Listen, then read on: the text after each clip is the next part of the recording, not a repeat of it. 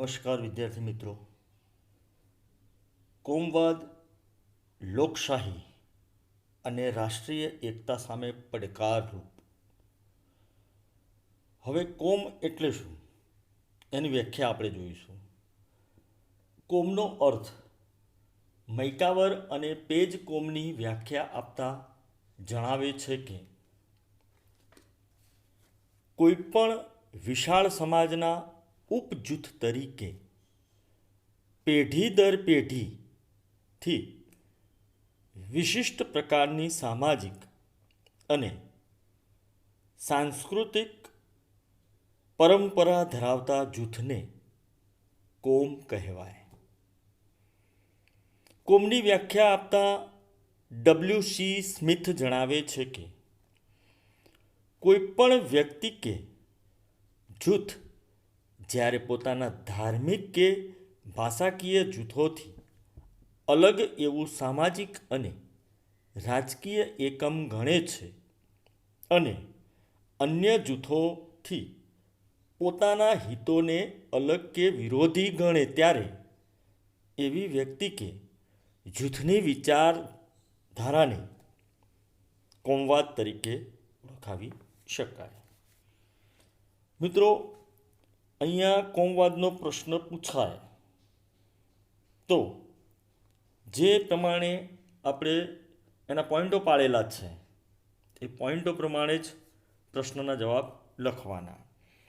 વિભાગ ABC તો હું તમને મોકલતો રહું છું અને એની સાથે સાથે આ જે પ્રશ્નો જે છે એ વિભાગ D અથવા Eમાં પ્રશ્ન પૂછાઈ શકે છે. તો કોમ વિશે આપણે જોઈએ. કોમ અથવા સાંપ્રદાયિકતા એ આપણી લોકશાહી અને રાષ્ટ્રીય એકતા સામેનો એક મોટો પડકાર છે.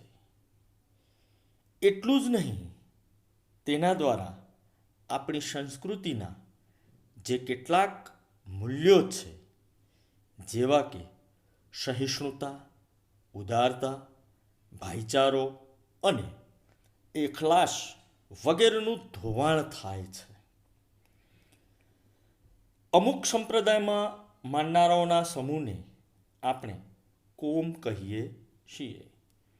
બીજી રીતે જોઈએ તો પરંપરાગત ધર્મ સંસ્કૃતિ અને સમાન રીત રિવાજો ધરાવનારા લોકો કોમ તરીકે ઓળખાતા હોય છે. જેમ કે હિન્દુ મુસ્લિમ. એક કોમના સભ્યો મારાપણાની લાગણી અનુભવતા હોય છે અને આવી લાગણી સ્વાભાવિક પણ છે. પોતાની કોમના ઉત્કર્ષ અને વિકાસ માટે કોઈ વ્યક્તિ પ્રયાસ કરે એ પણ એટલું જ સ્વાભાવિક છે. પણ જ્યારે એક કોમના લોકો બીજી કોમના લોકોને પોતાનાથી ઉતરતા ગણે એટલે કે નીચા ગણે, તેમના પ્રત્યે ધૃણા, તિરસ્કાર તેમજ વેરભાવની દ્રષ્ટિ રાખે કે વ્યવહાર કરે ત્યારે કોમવાદ આકાર પામે છે. બીજી રીતે વિચારીએ તો જ્યારે લોકો પર ધર્મનું જનૂન છવાઈ જાય છે ત્યારે ધર્માંધતા વિકૃત સ્વરૂપ ધારણ કરે છે અને તે કોમવાદ તરીકે ઓળખાય છે. રાજ્યના વિસ્તારમાં રહેતા જુદી જુદી કોમના લોકો પ્રત્યે પ્રવર્તી એકતાને તોડવાનું કાર્ય કોમવાદ કરે છે. કોમવાદ ક્યારેક હિંસક સ્વરૂપ ધારણ કરે છે. આપણે ત્યાં હિન્દુ મુસ્લિમ વચ્ચેના જે રમખાણો થાય છે તે કોમવાદના ભયાનક સ્વરૂપના દ્રષ્ટાંતો પૂરા પાડે છે. કોમવાદી તકરારો, રમખાણોના કારણે જુદી જુદી કોમના લોકો વચ્ચે અંતર પડી જાય છે અને આ અંતર સતત વધતું રહે છે. પરિણામે તેમની વચ્ચે શંકા તેમજ અવિશ્વાસ વધતા જાય છે, જેમાંથી છેવટે હિંસક તોફાનો ફાટી નીકળે છે. મિત્રો આના ઉપર ઘણા ફિલ્મો પણ ઉતર્યા છે અને આવું રમખાણ 27 ફેબ્રુઆરી 2002ના રોજ ગુજરાતમાં અમદાવાદમાં કોમી તોફાન થયેલું. 28મી ફેબ્રુઆરી 2002ના રોજ ગુલબર્ગ, નરોડા ગામ અને નરોડા પાટિયા વિસ્તારના હજારો લોકોના શસ્ત્રો સાથે ટોળાએ ઘરો, દુકાનો પર હુમલા કર્યા અને અનેક લોકોને જીવન રહેચી નાખ્યા. આવા ફિલ્મો પણ છે. બોમ્બે ફિલ્મ તમે જોયું હશે તો એના અંદર પણ કોમી તોફાન બતાવ્યા છે. ઘણા એવા ફિલ્મો જે છે જેના અંદર હિન્દુ મુસ્લિમ, ગદર ફિલ્મ છે એના અંદર શીખ અને મુસ્લિમ આ કોમી તોફાન બતાવ્યા છે. તો આવા ઘણા ફિલ્મો પણ છે કે જેના અંદર આવા કોમી તોફાનો જોયા હશે. હવે કોમવાદનું રાજકીય સ્વરૂપ જોઈએ આપણે. તેમાં પોઈન્ટ નંબર 1, રાજકીય હેતુથી એટલે કે રાજ્ય સત્તા મેળવવા, ટકાવવા અને ફેલાવો કરવાના ઉદ્દેશથી જ્યારે કોમવાદી લાગણીને ઉશ્કેરવામાં આવે ત્યારે કોમવાદ રાજકીય સ્વરૂપ ધારણ કરે છે. મિનિંગ જ્યારે ઇલેક્શન આવે ત્યારે મિત્રો. બીજા શબ્દોમાં કહીએ તો જ્યારે ધર્મનો રાજકીય હેતુ માટે ઉપયોગ કરવામાં આવે ત્યારે રાજકીય સ્વરૂપ ધારણ કરે છે અને તે ભયજનક બને છે. આવો કોમવાદ લોકશાહી અને રાષ્ટ્રીય એકતા એમ બંને માટે ખતરારૂપ છે. કારણ કે તે પોઈન્ટ નંબર 3, અસહિષ્ણુતા ઊભી કરે છે અને સમાજને કોમ વચ્ચે વહેંચી દે છે. ભારતના ભાગલા કરવામાં કોમવાદની ભાવનાએ ભજવેલી ભૂમિકાનું ઇતિહાસ સાક્ષી છે. નંબર 4, સ્વાતંત્ર્યની ચળવળ દરમિયાન મુસ્લિમ લીગની સ્થાપનાથી હિન્દુ અને મુસ્લિમ પ્રજા વચ્ચેના મતભેદ ઉગ્ર બન્યા અને છેવટે ભાગલા દ્વારા પાકિસ્તાનની રચના થઈ જે સર્વવિદિત છે. આજે જ્યારે મિત્રો આપણે જોઈએ છીએ તો ભારત પાકિસ્તાન જે અલગ પડ્યું એની વિશે. 5મો પોઈન્ટ, આપણા બંધારણમાં ધાર્મિક સ્વાતંત્ર્યને મૂળભૂત હકનો દરજ્જો આપીને બંધારણ ઘડવૈયાઓએ તેમની દીર્ઘદ્રષ્ટિનો પરિચય આપ્યો છે. બંધારણના આમુખમાં જ ધર્મનિરપેક્ષતા અને બિનસાંપ્રદાયિકતાના ખ્યાલને સમાવીને તમામ ધર્મ પ્રત્યે સમાન વલણ વર્તાવ દાખવાનો સુંદર અભિગમ રજૂ કર્યો છે. આમ મિત્રો, ધર્મ નિરપેક્ષતા એ આપણી રાજ્ય પ્રથાનો પાયાનો સિદ્ધાંત છે.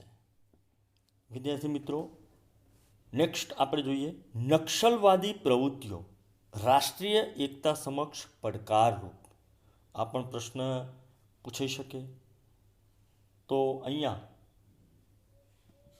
નક્સલ કહો, નક્સવાડી કહો અથવા પછી નક્સલવાદ, આ બધા સાંભળીને તમારા મનમાં કેવા ચિત્રો ઉપસી આવે છે? ફાયરિંગ અને દારૂગોળામાંથી ગૂંગળામણ મારતા જંગલ, હથિયાર લઈને ઊભેલા કેટલાક લોકો, લેન્ડમાઇન અથવા માટી અને ખૂનથી લથપથ જવાન. શું ખરેખર આ જ નક્સલવાદ છે કે પછી નક્સલવાદના નામ પર આતંક? ખરેખર નક્સલવાદની આખી સ્ટોરી શું છે? તો અહીંયા આપણે જોઈએ કે શરૂઆત કરીએ તે ગામથી જ્યાંથી નક્સલવાદે જન્મ લીધો હતો. 2 માર્ચ 1967 પશ્ચિમ બંગાળમાં એક ખોબા જેવડું ગામ છે નક્શબાડી.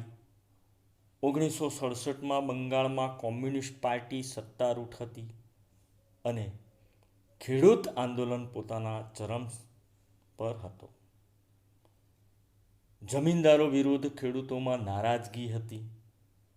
આ સમયે પોતાની જમીન હકમાં અને જમીનદારોના શોષણ વિરુદ્ધ ખેડૂતોએ એક વિદ્રોહ શરૂ કરી દીધો. આ વિદ્રોહ માત્ર નારાઓ લગાવીને દેખાવ કરવા પૂરતું ન હતું. આ વિદ્રોહ આક્રમક અને હથિયારબંધ આંદોલનનો રૂપ હતો. આ આંદોલનના કેપ્ટન ચારુ મજુમદાર, કાનુ સાન્યાલ અને 6.5 ફૂટ ઊંચા જંગલ સંથાલ હતા. અહીંયા મિત્રો નક્સલવાદ પશ્ચિમ બંગાળના નાનકડા ગામ નક્સલબારી પરથી અસ્તિત્વમાં આવ્યું. નેક્સ્ટ પોઈન્ટ આપણે નક્સલવાદ ઉદ્ભવનું કારણ. તો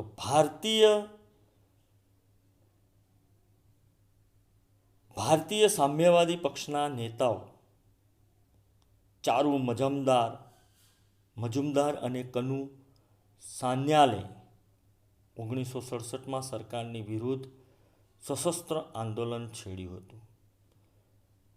તેઓનું માનવું હતું કે ભારતીય કામદારો અને કિસાનોની દુર્દશા માટે સરકારી નીતિઓ કારણભૂત છે. આ અન્યાયી નીતિઓને લીધે ઉચ્ચ વર્ગોનું શાસન અને વર્ચસ્વ સ્થપાયું છે. આ શોષણયુક્ત અને દમનકારી શાસનને સશસ્ત્ર ક્રાંતિ દ્વારા જ ખતમ કરી શકાય. 1967માં નક્સલવાદીઓએ સામ્યવાદી ક્રાંતિકારીઓની એક અખિલ ભારતીય સમન્વય સમિતિની રચના કરી અને સરકાર સામે સશસ્ત્ર બળવો કર્યો. હિંસાવાદી ડાબેરી પંથીઓનું આ સંગઠન નક્સલવાદીઓ તરીકે ઓળખાયું.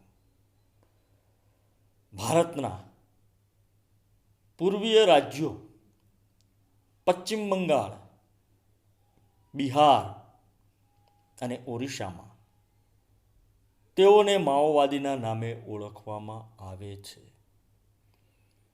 ભારત સરકારે તેમની ગેરકાનૂની પ્રવૃત્તિઓને કારણે તેમને આતંકવાદી જાહેર કર્યા છે.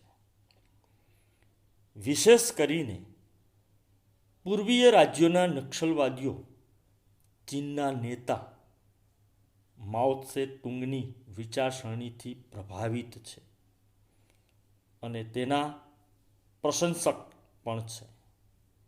તેથી તેઓ માઓવાદી તરીકે પણ ઓળખાય છે. મિત્રો, વિભાગ ઈમાં માઓ ત્સે તુંગની વિચારસરણી એ વિભાગ એમાં પ્રશ્ન પૂછાઈ શકે છે. 5મો પોઈન્ટ જોઈએ. ભૂમિહીનોને પોતાની જમીન પાછી અપાવવાના તથા જમીનદારોના અત્યાચારોથી ગરીબ તથા બેરોજગાર વર્ગને બચાવવાના હેતુથી નક્સલવાદીઓએ હિંસાનું આચરણ શરૂ કર્યું. નેક્સ્ટ, નક્સલવાદીઓ દ્વારા થતી હત્યાઓ.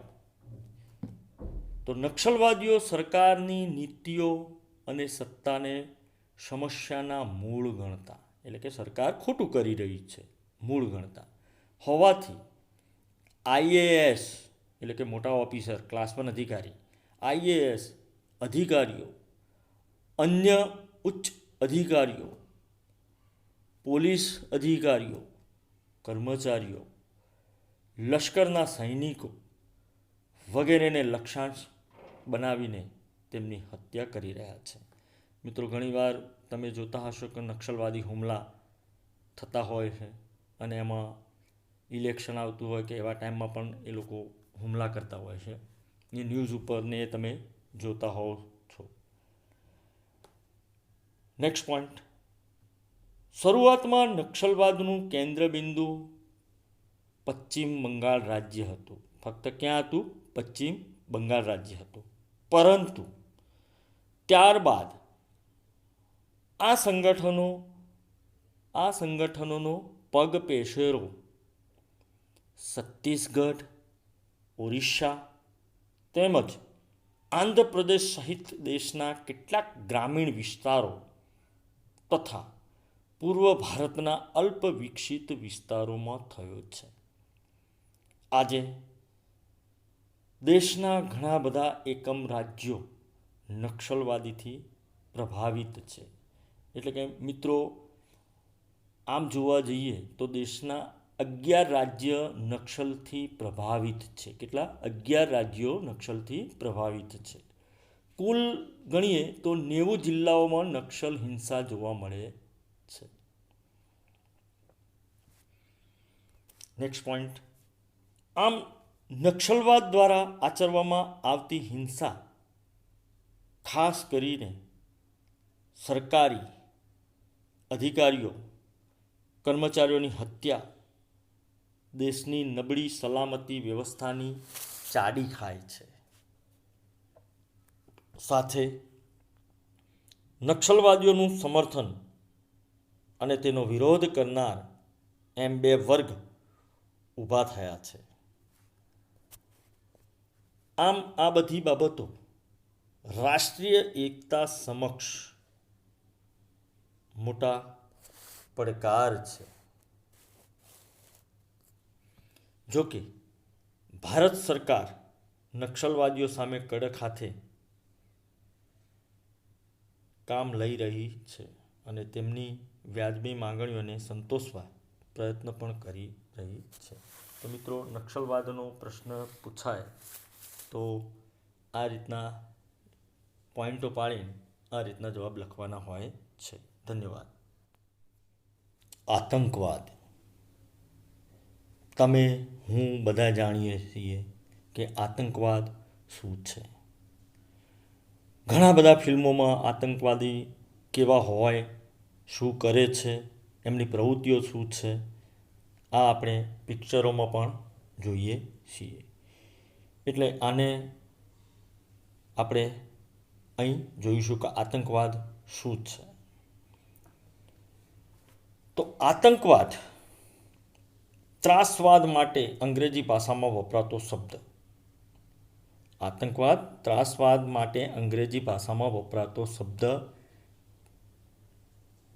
ટેરોરિઝમ, લેટિન શબ્દ ટેરર શબ્દ પરથી ઉતરી આવ્યો છે.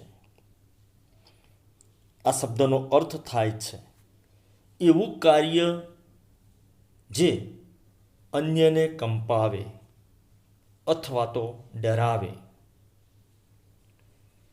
સામાન્ય રીતે આતંકવાદ ત્રાસવાદનો એવો અર્થ કરવામાં આવે છે કે ભય ફેલાવીને અને ત્રાસ આપીને હેતુ સિદ્ધ કરવાની રીત. આમ તેમાં આતંક કેન્દ્ર સ્થાને હોય છે. મિત્રો, તમે ફિલ્મોના અંદર પણ જોતા હશો. તાજ ફિલ્મ જે જોયું, હોટલ તાજ ઉપર જે હુમલો થયેલો, બરાબર, તો એના અંદર પણ આતંકવાદીઓ કેવી પ્રવૃત્તિઓ કરે છે એ તમે જોતા હશો. જ્યારે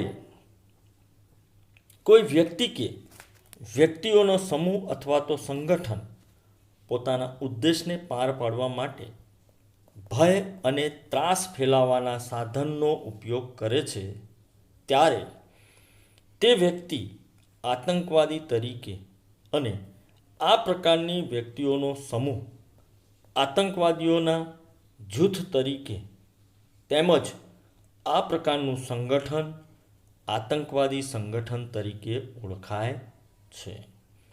પ્રશ્ન પૂછાય મિત્રો, તો આતંકવાદી સંગઠન, તો પોઈન્ટ જે છે એ પ્રમાણે લખવાનું.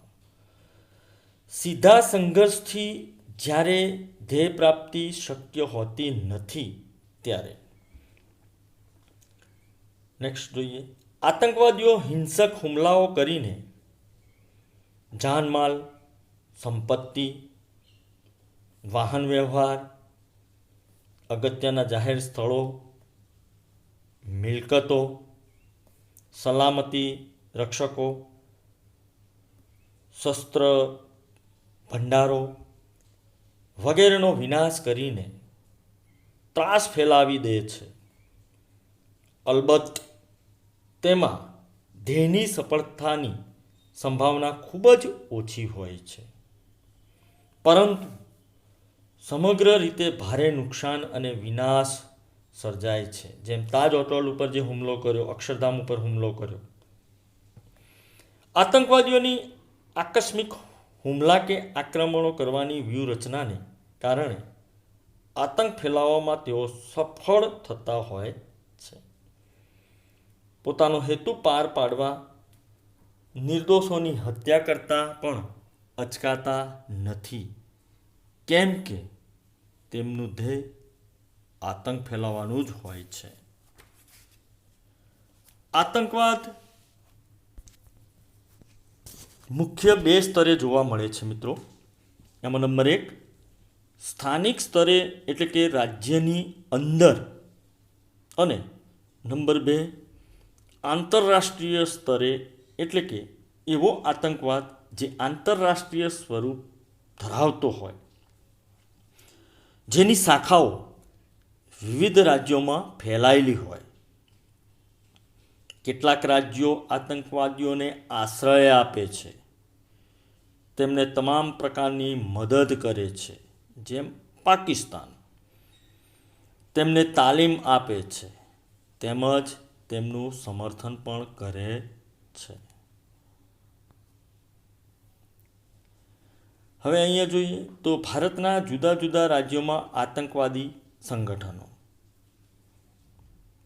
તો પહેલું જોઈએ આપણે ત્યાં ભારતમાં પણ છેલ્લા કેટલાક વર્ષોથી આતંકવાદીઓએ કાળો કેર વર્તાવ્યો છે. આઝાદી બાદ લગભગ આજ દિન સુધી ભારતના કોઈને કોઈ પ્રદેશ કે વિસ્તારમાં આતંકવાદ દૃશ્યમાન છે. ક્યારેક નક્સલવાદના સ્વરૂપમાં, તો ક્યારેક અલગતાવાદી ચળવળના સ્વરૂપમાં પ્રવર્તે છે. પોઈન્ટ પહેલો જોઈએ તો જમ્મુ કાશ્મીરમાં જમ્મુ કાશ્મીર લિબરેશન ફ્રન્ટ એટલે કે JKLF, જેને શું કહેવાય? Jammu Kashmir liberation front. હિઝબુલ મુજાહિદીન, હરકત ઉલ અંસાર, લશ્કરે તૈયબા, જૈશ એ મોહમ્મદ જેવા આતંકવાદી સંગઠનો આતંકવાદી પ્રવૃત્તિઓ ચલાવી રહ્યા છે.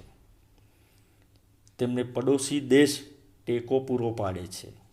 કયો દેશ? તો પાકિસ્તાન. જે ઉલ્લેખનીય છે, આ પૈકીના કેટલાક સંગઠનો તો વૈશ્વિક સ્તરે સક્રિય બન્યા છે.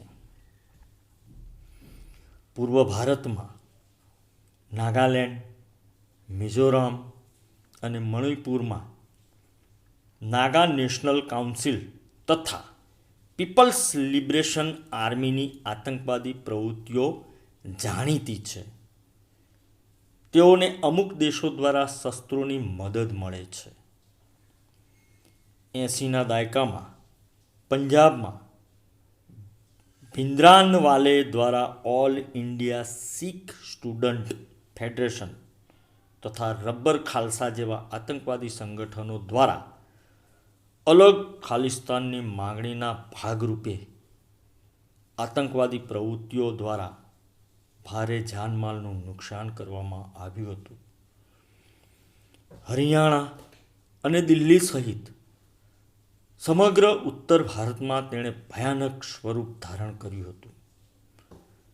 મિત્રો, આપણા ભૂતપૂર્વ વડાપ્રધાન શ્રીમતી ઇન્દિરા ગાંધીની હત્યા તેમના દ્વારા જ કરવામાં આવી હતી,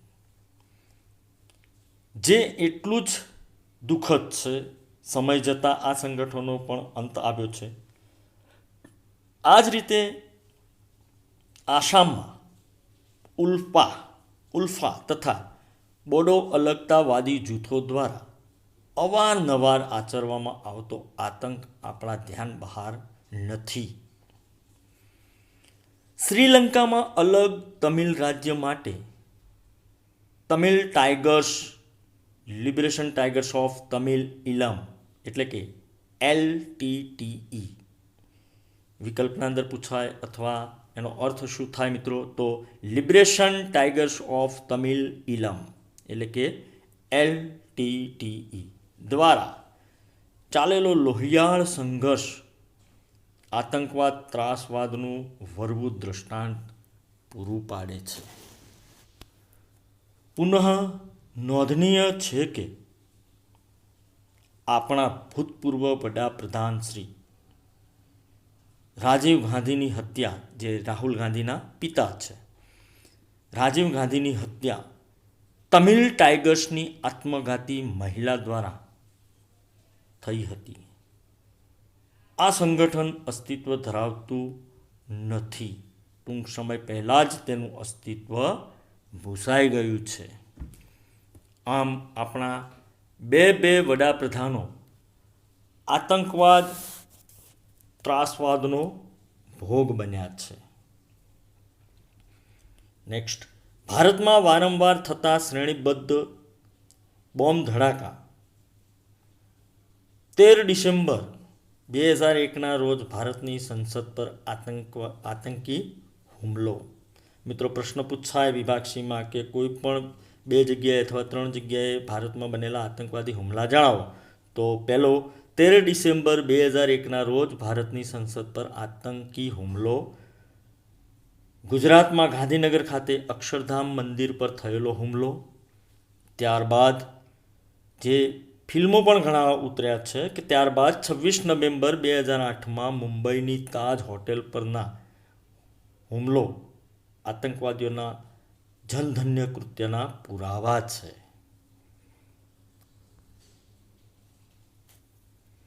અમેરિકામાં થયેલા આતંકવાદી હુમલો તેમાં જોઈએ તો 11 સપ્ટેમ્બર 2001ના રોજ અમેરિકાના વર્લ્ડ ટ્રેડ સેન્ટર પર થયેલા આતંકવાદી હુમલાએ અને તેને કારણે થયેલી ભારે ખુંવારીએ સમગ્ર વિશ્વમાં હાહાકાર મચાવી દીધો હતો. જોકે તેના વળતા પગલાં રૂપે અમેરિકાએ હુમલા માટે જવાબદાર એવા અલ કાયદા નામના આતંકવાદી સંગઠન સામે યુદ્ધની કાર્યવાહી કરી, જેમાં તે સંગઠનના નેતા ઓસામા બિન લાદેનને ફૂંકી મારવામાં આવ્યો. મિત્રો પાકિસ્તાનમાં જઈને ખબર પડી કે ઓસામા બિન લાદેન પાકિસ્તાનમાં સંતાયો છે. ત્યાં જઈને અને અમેરિકાએ ઓસામા બિન લાદેનને ફૂંકી મારવામાં આવ્યો. હાલ આંતરરાષ્ટ્રીય ક્ષેત્રે પણ આતંકવાદી પ્રવૃત્તિઓ વેગ પકડી રહી છે. આજે મોટાભાગના દેશો માટે તે ચિંતાનો વિષય છે. આંતરરાષ્ટ્રીય ક્ષેત્રે આતંકવાદીઓ દ્વારા સ્થપાયેલા સંગઠનો એકબીજાના સંપર્કમાં રહે છે. સાધનો, માહિતીઓ, નાણાં, શસ્ત્રો વગેરેની આપ-લે કરે છે. એમાં પણ અદ્યતન ઇન્ફોર્મેશન ટેકનોલોજી તથા સંદેશા વ્યવહારના ક્ષેત્રે આવેલી અભૂતપૂર્વ ક્રાંતિ દ્વારા ઇન્ટરનેટ તથા મોબાઈલ ફોન સેવાએ તેમને મોકળું મેદાન પૂરું પાડ્યું છે. આજે મિત્રો જ્યાં જ્યાં હુમલા થયા ત્યાં સગવડો એમને મળી રહેતી હોય છે. પરિણામ સ્વરૂપ એવી પરિસ્થિતિનું નિર્માણ થઈ ચૂક્યું છે કે આતંકવાદીઓ માટે રાજ્યની સરહદો કોઈ મહત્વ ધરાવતી નથી. સાંપ્રત સમયમાં Islamic status of Iraq and Syria, જેને આપણે કહીશું ISIS, વિશ્વમાં આતંક ફેલાવી રહ્યો છે. તેના વડા અલ બદર બગદાદી આતંકવાદી માર્ગે વિશ્વમાં ઇસ્લામનો ફેલાવો કરવા કટ્ટર બન્યા છે. આંતરરાષ્ટ્રીય આતંકવાદ સામેની લડતમાં સંયુક્ત રાષ્ટ્ર યુનાઇટેડ નેશન્સ યાની કે UN ની ભૂમિકા વિધેયાત્મક રહી છે. અને તે આ દિશામાં પોતાનું નેતૃત્વ પૂરું પાડી રહ્યું છે. આતંકવાદનો અંત કેવી રીતે લાવવો તે અંગે સતત વિચારણા ચાલુ જ છે. એટલું જ ચોક્કસ છે કે કારણો આતંકવાદને જન્મ આપતા હોય તે કારણોને જ દૂર કરવામાં આવે તો આતંકવાદ આપોઆપ જ નાબૂદ થાય. આ ઉપરાંત સમાજમાં રાજકીય, સામાજિક, આર્થિક અસમાનતાઓનું પ્રમાણ ઘટે, જમીન સુધારણાના કાયદાઓનો વ્યવસ્થિત અને પૂરતો અમલ થાય, પોલીસ તંત્રનું આધુનિકીકરણ કરવામાં આવે તેમજ કાયદો અને વ્યવસ્થાને જડબેસલાક ગોઠવવામાં આવે તો દેશની અંદર ઊભા થતા આતંકવાદને ડામવામાં કેટલીક સફળતા મળી શકે. ભારત માટે સરહદ પારનો આતંકવાદ એક જટિલ સમસ્યા બની ગયો છે. આ રીતે આપણે આંતરિક અને બાહ્ય એમ બંને સ્તરે આતંકવાદનો સામનો કરી રહ્યા છીએ. જે મિત્રો હાલ આપણે અવારનવાર બોર્ડર ઉપર જોતા જ હોઈએ કે આતંકવાદીઓ ઘૂસવાની કોશિશ કરે અને આપણા સૈન્ય એમના ઉપર હુમલા કરીને એમને મારી નાખે છે. આમ લાસ્ટમાં જોઈએ તો આમ લોકશાહી પ્રક્રિયાઓ મજબૂત કરીને અને લોકોની સક્રિય સામેલગીરી દ્વારા આપણે આ પડકારોનો સામનો કરી શકીશું.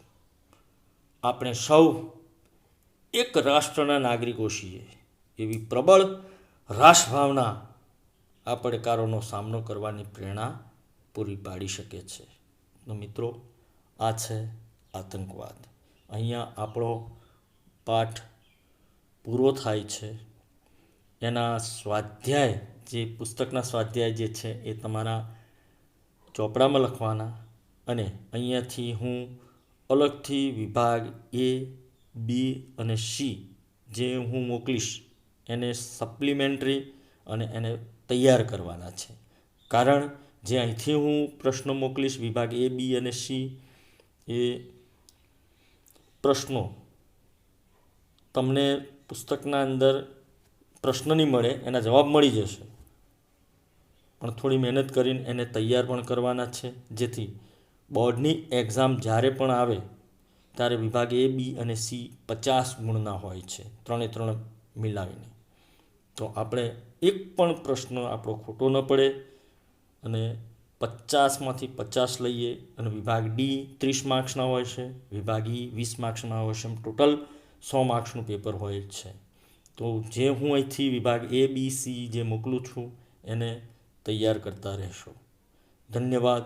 હવે નેક્સ્ટ પાઠ આપણો ચોથો ચાલુ થશે. ધન્યવાદ.